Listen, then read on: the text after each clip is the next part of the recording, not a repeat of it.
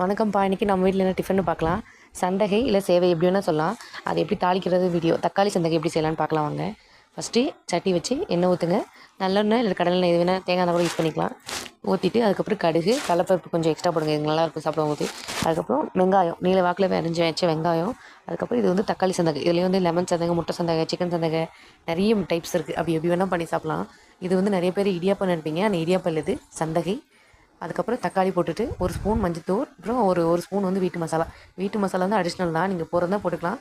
இல்லை வேண்டாம் அப்படியே சாப்பிட்றதுனா சாப்பிட்லாம், நல்லாயிருக்கும். ஆனால் போட்டு பார்த்தீங்கன்னா அதுக்கப்புறம் சந்தகையை வந்து பிழிஞ்சு ஆல்ரெடி வந்து இட்லி சட்டியில் ஒரு ஆவி வர வரைக்கும் வேக வச்சுட்டு அதையும் சந்தகையும் இந்த தாளி போட்டு சேர்த்து நல்லா வதக்கிடணும். நல்லா கிண்டிட்டு, நான் ஒரு கையில் வீடியோ எடுக்கிறதுனால என்னால் இன்னொரு கையில் கிண்ட முடியல, அதனால் கிண்ட வீடியோ எடுக்கல.